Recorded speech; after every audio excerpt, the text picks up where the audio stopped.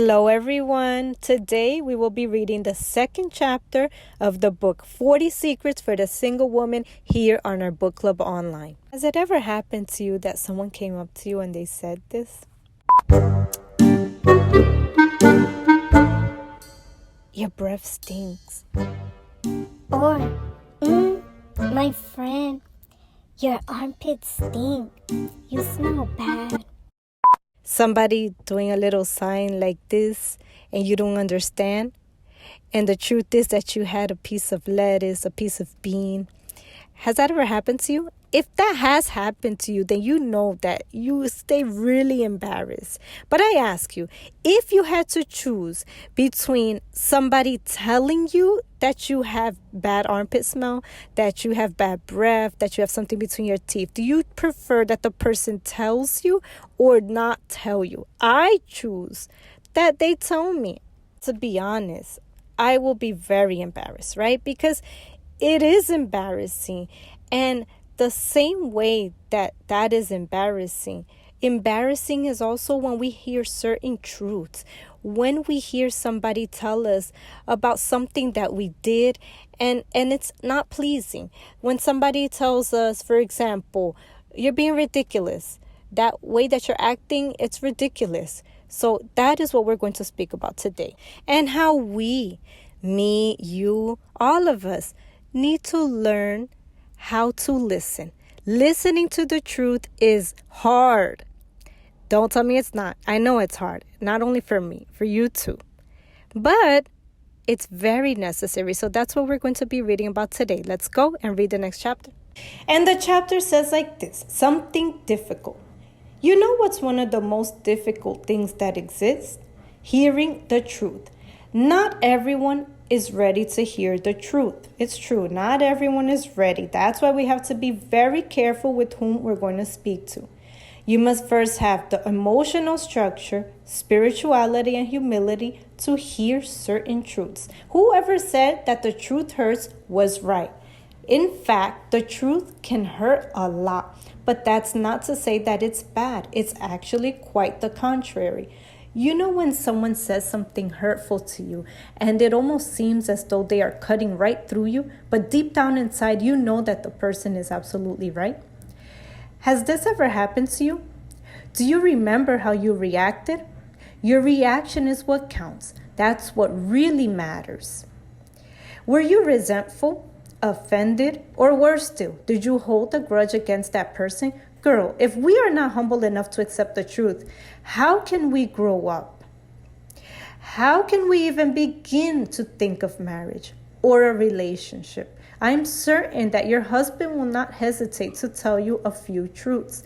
And what then? Will you hold a grudge against him too? Look, I'm not saying that the truth will not hurt or that we won't be saddened by it, but this sadness should be directed towards ourselves. And it shouldn't last long. Those truths that sometimes you have difficulty with, if you evaluate, your mom tells you the truth. Your mom tells you that you're lazy. Your mom tells you that you don't help out, that you could do more. And you get mad at your mom. You get angry at the person that tells you. Just like when you hear somebody tells you, oh, you got bad breath, you get mad at the person.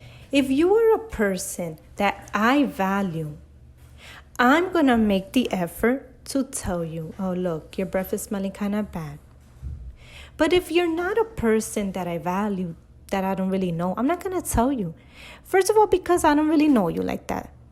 But you better believe that I'm going to be far. And I'm going to be really far having that long distance. Or I'm going to offer you a whole bunch of mints. Right? And I'm going to be like, you want a mint? Accept the mint for the love of God. Right? Because I don't have that closeness to go up to you and tell you.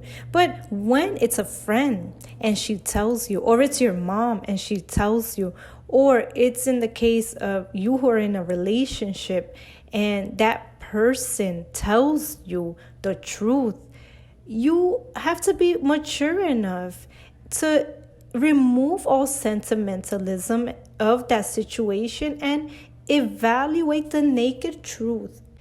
I remember a time when I was really upset with my husband. And it's when it clicked, He said to me like this, you're too proud. Huh? Me? I'm the definition of humility. We have a very wrong perception of ourselves. And when he told me that, I was devastated. Wait a minute, pride, the devil has pride. The father of pride is the devil. And in reality, it's not that I was proud, but I was having a proud attitude so that I could be able to take the best out of that situation and not get angry forever with my husband who wanted my good. That's why he said that to me. I had to analyze the situation. Wait a minute, what does he want to say with that? Here in this situation, I reacted this way. Why did I react that way? Why am I like this? Because I was embarrassed. But why was I embarrassed? Why didn't I like it? It's true. He's right. I was proud. You don't like to realize that. You don't like to go up to another person and say, you know what, you're right. I was proud. Or, you know what, you were right. I'm an ugly person inside. When people, they make you see something in you that is not so great, you have to be very mature. You have to put your foot down and remove all emotions of that situation so that you can take advantage of the best of that situation. So think with me, when a person gets to the point where you think it's easy for you to go up to a person where you see that they're reacting in an ugly way, where that person is not realizing. But, if you speak, who knows if she's going to listen to you? So you need to have to really like that other person. You have to really, really care about that person to be able to call their attention. And you say, you know what, that's not right. You have to really like that other person. So when you are on the other side where somebody called your attention, you need to think like this. You know what, that person, they could have stayed quiet. They could have not told me that I'm that way, that I have that type of attitude, or that I have bad breath, or that I have bad armpit smell, or that I have something inside of my teeth. They could have not said anything because they had to get out of their comfort zone to tell me something that is uncomfortable to me, and taking the risk of hearing myself be bad-mannered with her, saying, you know what, take care of your life, or you know what, I don't want to know, right? The person, they're even still taking that risk. So for a person to come up to you and say something like that, although you stay embarrassed, inside of you, you have to always evaluate and appreciate that person. Marriage is like this. You wake up together, many work together, they live all day together. So then who better to see, right? The mistakes that we make, right? The things in us, the other person. And since feelings, care exists, automatically we want to see the other person better. And of course, I'm leaving aside, right? I'm not saying that, the person has to speak to you in whatever way. They have to be mean to you, aggressive. But even that, there's some things that we can learn to ignore. So perhaps the person is going to speak to you in a way that's like, oh man, but they could have spoke to me in another way, or they didn't have to say it like that. And that is the mistake that many times we commit. When you sometimes, instead of seeing the problem that the person is speaking to you about, you see the mistake of the other person. One time, it clicked for me, right? Because Junior, like the great husband that he is, he always shows me things in me that are not good, right? And so then he's always speaking, Fernanda, you are this, you did that, you did this, you're like this, you're like that. Of course, not always, right? But at the right moments, he says like this, like I also tell him, right? And one day he told me, Fernanda, you always do that. In the same moment that he said that, I answered back. It's like, you do that all also. It was like, I remember it was a moment that God spoke to me in that moment. You always do that. You always answer back. You never listen to what he's telling you if you don't pay attention.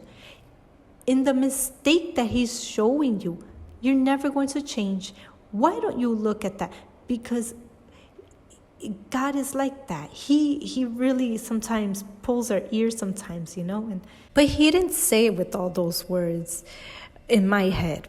But he showed me there in that moment, my error, that I would not pay attention to what my husband would say, but I would question to listen, seeing his error also. And in that moment, when I was about to answer back, I was going to say, but you also...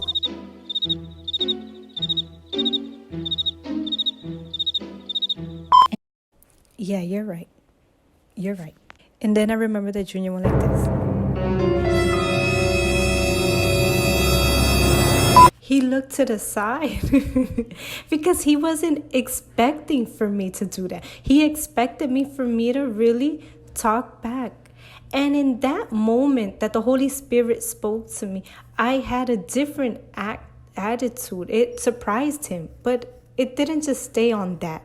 I looked to myself and I understood that which what he was telling me, a truth that he was telling me that I did not want to recognize. And I said, you know what, I'm not going to do that no more. I'm not going to do it like that anymore. I'm going to pay more attention. There, I was able to change myself. Every time that I would see myself doing that, what he didn't want me to do, I changed. But what if I would have said like this, like so many other times, oh, but you also do that? He would not have changed and I would not have changed. If he changes, it doesn't depend on me. It depends on him. But for me to change, it depends on me. Just like change depends on you, not for me to come and make you change. I don't have that capacity to make you change. I could teach you to listen, to pay attention. I could teach you. That is what we are teaching you today, to remove sentimentalism and for you to change really and truly. But I cannot do that for you. So it's you who could change. And remember that we do not have the capacity to change anyone unless it's ourselves. So sometimes you stay there complaining, saying, oh, but why don't you change? You need to change. I'm going to keep speaking until you change. And you're not going to change the person. The person is only going to change when they want to. And it makes no sense. Sometimes more when you talk, it's even worse. It's just like a mother. Did you brush your teeth? Did you brush your teeth? Every day I need to remind you to brush your teeth. Kids to brush their teeth. You need to stop. They need to remember by themselves. They already know that they need to wake up and brush their teeth. So then, meanwhile, you stay focused on changing someone else. You don't change. So then that's why today's topic is so important in a relationship. It makes part of you maturing to get into a relationship and you already say, no, I need to know how to listen to the truth. I need to listen to the truth and remove all emotions from so that I can take advantage of the best of that situation. So then there you are going to be truly maturing and being happy in that relationship, right? And the truth is that sentimentalism does no good for you. And what do you need to do in regards to that? You need to use your head. It's your head that needs to think. It's not your heart. It's not your emotions. Because when you are there in that situation, that you hear the truths, your nature, it's to react in emotion. It's for you to say, oh, you know what, take care of your life, for you to say a whole bunch of things. But when you react and you think before you use your head, you send that sentimentalism to hell. So then you react in the right way. You react with your head. I'm not saying that that's easy. No, people, it's very hard. And if you let yourself be driven by the heat of that moment, you're there, right? You need to stop. Stop. I have practiced that very much with my husband. When we don't agree on something, I learned that in the therapy of love on Thursdays, okay? Tip for those who don't go to the therapy of love. I learned that in therapy of love on Thursdays. I said to Junior one time, look, let's go then. Let's do something. You think that the right way is that way. I think it's the other.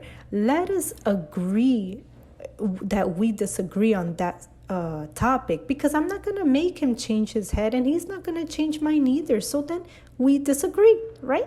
It's so simple. And it makes a lot of sense, because many times it's an argument that started on something dumb. We don't need to, right? And how many times doesn't that happen in a relationship, even in friendships, and all of that we're talking about today?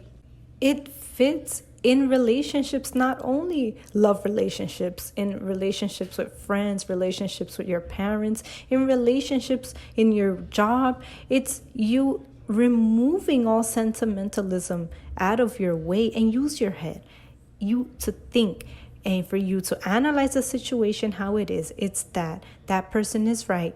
It's not for you to say, he spoke to me like that. Who is he to speak to me like that? When you start inside to start having that type of thought, judging, saying, who is he to speak to me like that? Oh, but you do that as well. When it comes to your head, you already remember what we're talking about here. Remove those things and say, but wait a minute. What is that person saying about me? What is that person saying that I am? What is the error that she is showing about me? I'm going to look at my mistake, because looking at my mistake, I can correct myself. To be mature, it doesn't have to do much with age. It has to do with the way that you react, or that how you are responsible. That is what it has to do with. So you can be young and be mature and be a person that people are like, wow, to be admirable. That's good also, because when you're admirable, you're also reflecting your God, which is very admirable. That's why if you still haven't purchased your book, 40 Secrets for the Single Woman, it's good, because we're not going to read all of the book. So you could read the pieces that are left. Let's go to the homework. Let's see what the homework is of today. It says like this: analyze yourself. See how you are facing the truths in your life or in your relationship in the right way. Stop deceiving yourself. If facing the truth means going back to the end of the line, then go to the end of the line. Restart in faith. Correct your mistakes. After all, no one is perfect. It's horrible to have to pay such a high price for something you could have avoided if you had just accepted the truth in the first place, right? So we're going to stop here today. And if you have any doubts, questions, and you would like to send an email to us, the email address is here on the bottom, and you can get in contact with us, okay? This is where we will stay for today, and until next Sunday with another secret in the 40 Secrets. Bye-bye.